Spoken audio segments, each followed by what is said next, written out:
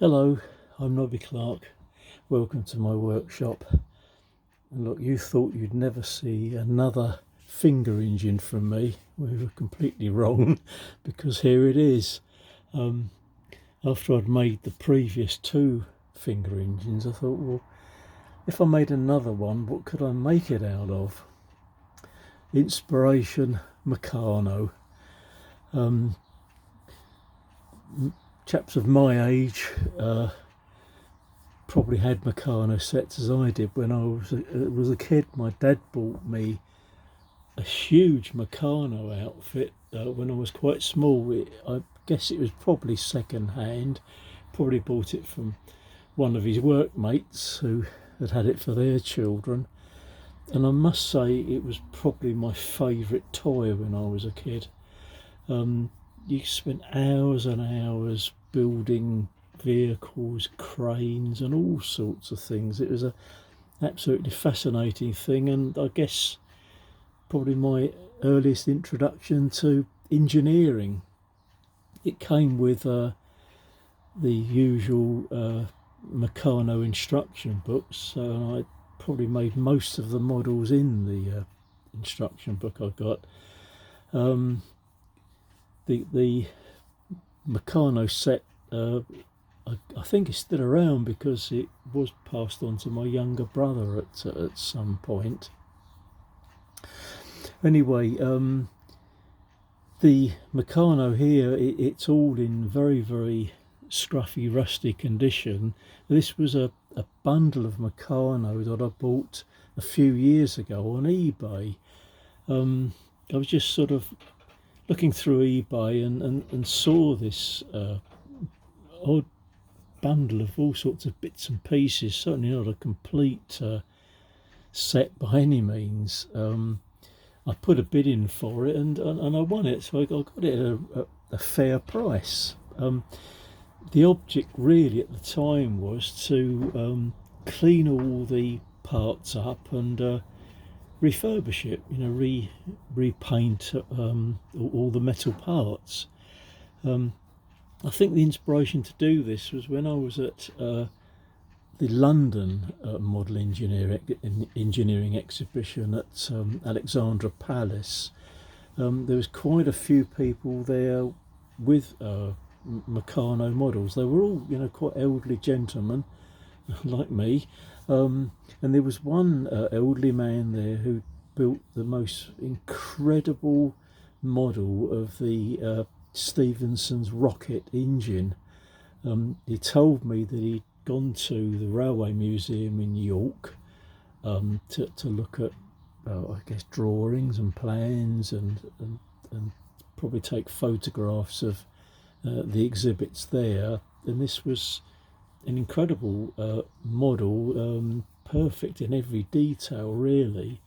But on chatting to him for quite a while, he said that he, like most other Meccano modelers, had looked round for second-hand Meccano and refurbish and repaint it. And he actually told me what paints to get, that the nearest equivalents to the ones that Meccano used.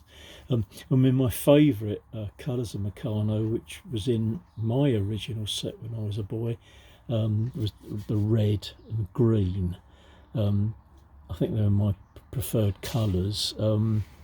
Other colours were introduced later, I think under whoever sort of took over the manufacturing of Meccano. I think they use yellow as well, and sometimes these metal strips were in sort of natural steel colour. This engine I put together actually yesterday morning. Really sort of only being able to make it out of what bits were available. As the flywheels, I used some old sort of very old style Meccano wheels that would have been used on old model cars, I guess, and these pulley wheels. There were only two pieces of this metal shafting left, there was one piece long enough to make the shaft through here, and to make the one here I had to use what was a sort of originally a Meccano winding handle.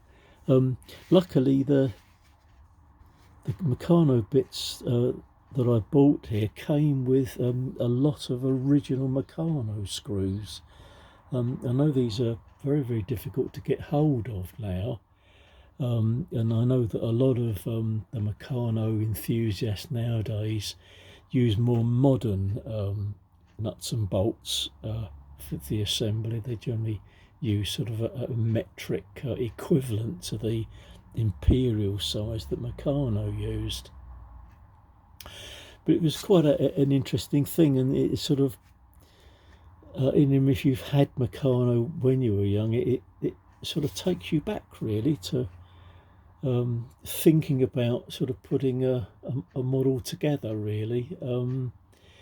Interesting thing though is that this is the third finger engine I've built. If you've seen any of my earlier videos, I'd made the first one was made out of metal, where I machined all the parts for the model. The second one I made out of wood, which is sort of quite common. People have made wooden finger engines.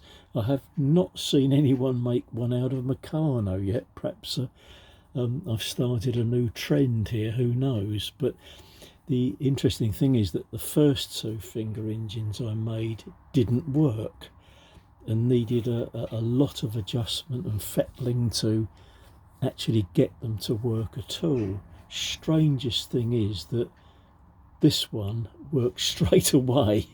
I was quite surprised really.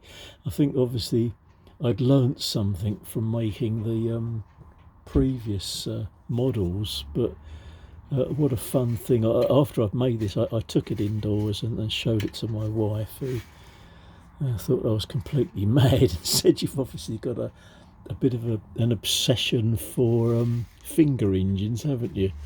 Well, yeah, possibly. I thought it just makes an interesting project to do in the workshop, and always looking for unusual things to make really when I'm making little model steam engines and making tools, but this is something a little bit different really. Well, I hope you enjoyed this rather strange video. Just like a big thanks to everyone who's subscribed to my channel. I'm sort of hoping that the numbers will increase a bit more. If you haven't already subscribed to the channel, well, please do, because I'd really like to sort of build the numbers up if I possibly can. It would be a nice thing to get the numbers up to about 500 or so by Christmas, if that was at all possible, but who knows. Anyway, thanks again for joining me, and I'll see you very soon with another video. Bye bye for now.